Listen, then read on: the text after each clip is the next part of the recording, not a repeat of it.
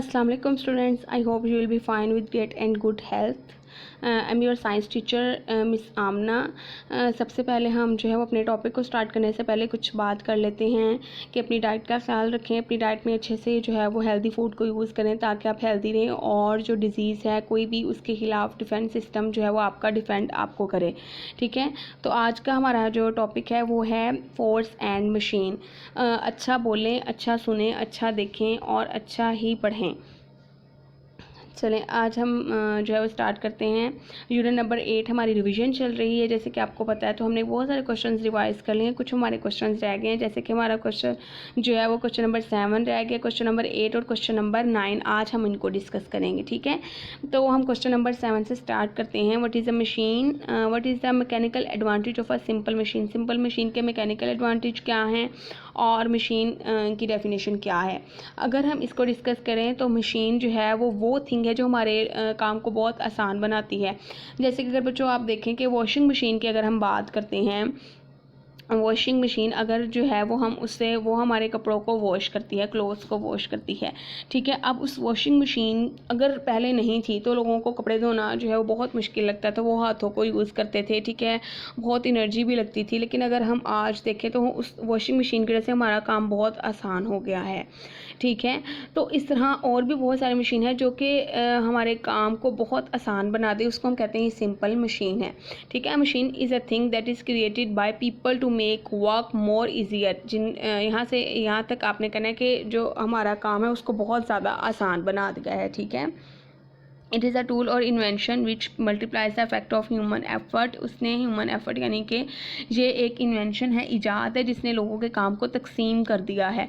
ठीक है, यानी कि लोग जो है वो अगर एक जो है वो घंटे का काम था, ठीक है, अब वो हाफ एन आवर या फिर 15 मिनट्स में हो रहा है due to in simple machines. तो देखिए कितना उसने जो है वो ह्यूमन एफर्ट को जो मल्टीप्लाई कर दिया है। ठीक है, इस इन्वेंशन है। Often a machine will change one form of energy to another form of energy. ये मशीन जो एक एनर्जी की एक फॉर्म से दूसरी जो है वो फॉर्म में चेंज हो रही है। अगर हम वॉशिंग मशीन की बात करें तो उसमें भी इस तरह ही है कि जो है वो एनर्जी की एक फॉर्म दूसरी फॉर्म में जो है वो चेंज हो रही है। ठीक है, उसके यानी कि इलेक्ट्रिकल एनर्जी हम यूज़ करते हैं। ठीक है, और वॉशिंग मशीन का जो स्विच है उसको हमने जो लगाया उससे हमने स्विच को ऑन किया। ठीक है, यानी कि इलेक्ट्रिसिटी हमने दी, अब वो काम करेगी मैकेनिकल। ठीक है, काम हो रहा है mechanical energy. Simple machines increase और change the direction of force. Force की डायरेक्शन को भी चेंज करती हैं। तो आपने सिंपल मशीन की सिंपल डेफिनेशन यहाँ से लेके जो है वो यहाँ तक करनी है। ठीक है, उसके बाद उसका मैकेनिकल एडवांटेज भी हम देख लेते हैं।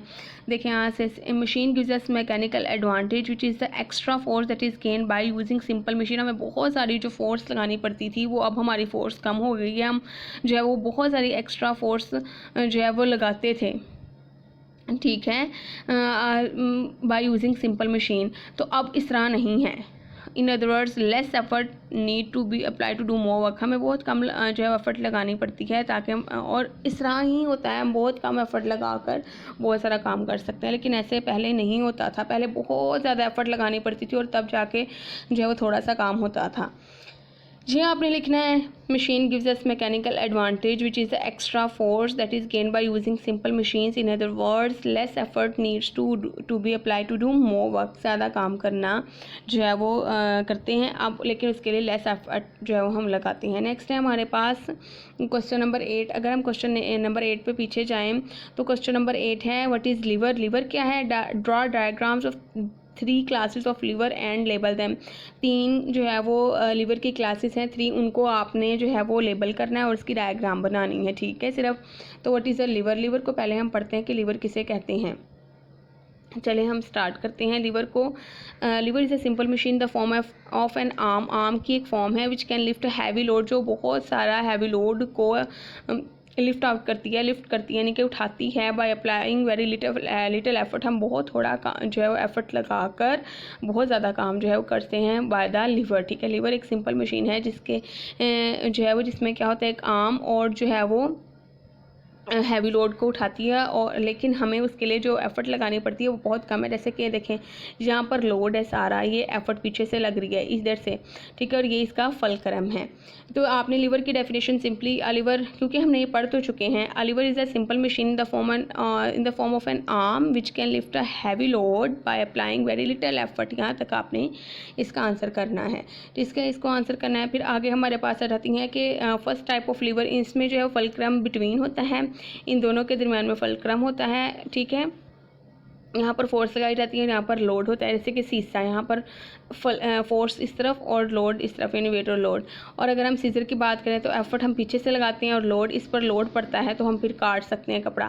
आप इसमें से कोई भी स्टूडेंट्स, आपने सिर्फ इसको जो है वो नहीं लिखना, आपने इसकी डायग्राम को ड्रॉ करना है। आप सीजर को कर लें या आप सीसा को कर लें, आप एक जो है वो डायग्राम ड्रॉ करेंगे और उसको लेबल करेंगे, ठीक है। This is the first class of lever, class 1 type, ठीक है, इसको हम बोलते हैं। नेक्स्ट हमारे पास क्लास 2 टाइप। क्लास 2 टाइप में क्या होता है, fulcrum is at one end the load is between the fulcrum and the effort और फलक्रम के दरमियान में लोड होता है। आप व्हील बैरो को देखें कि जो मज़दूर हैं, यानी कि जो घर बना रहे होते हैं ना, कंस्ट्रक्शन करते हैं, जो काम करने आते हैं, ठीक है, तो वो क्या होता है, उसमें जो है वो फलक्रम जो है वो इस व्हील बैरो को यूज़ करते हैं, जिसमें इसमें ईंटें या जो है वो सीमेंट डालते हैं और फिर लेकर आते हैं। इधर से वो अपनी एफर्ट लगा रहे होते हैं, इधर से ये फलक्रम है ये, और लोड यहाँ पर होता है।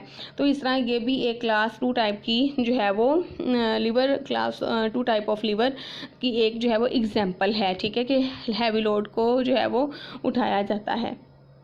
उसके बाद है यहाँ पर जो है वो नट क्रैकर है, इसमें भी ऐसे आप जो है एफर्ट लग रही है, यहाँ पर लोड यहाँ पर सारा, और फुलक्रम ये सामने वाला। और अगर आप इसमें देखें तो आप इसमें एक जो है डायग्राम ड्रॉ कर लें, या फिर आप व्हील पैरो की कर लें, या फिर आप नट क्रैकर की कर लें, this is your own choice, ठीक है। तो ये क्लास 2 टाइप है, सिर्फ लेबल करना है और डायग्राम को ड्रॉ करना है, इसमें से हमने थ्योरी नहीं लिखनी। नेक्स्ट है हमारे पास क्लास 3 टाइप। इसमें क्या होता है, third type of lever, the fulcrum is at one end effort is between the fulcrum and the load और फलक्रम के दरमियान में एफर्ट होती है, यानी कि फलक्रम और लोड के दरमियान जो है वो एफर्ट होती है। ये देखें ह्यूमन फोर आर्म देखें, ये लोड है, ये फलक्रम है, और यहाँ पर जो है सारी एफर्ट लग रही है। तो ये आप इसमें भी देख सकते हैं, आप कोई भी इसकी डायग्राम, मेरे ख्याल में तो स्टूडेंट्स ये एक ह्यूमन आर्म की जो है ह्यूमन फोर आर्म की जो है वो आप ड्रॉ कर लें डायग्राम, और इसको लेबल भी कर लें स्टूडेंट्स, ठीक है।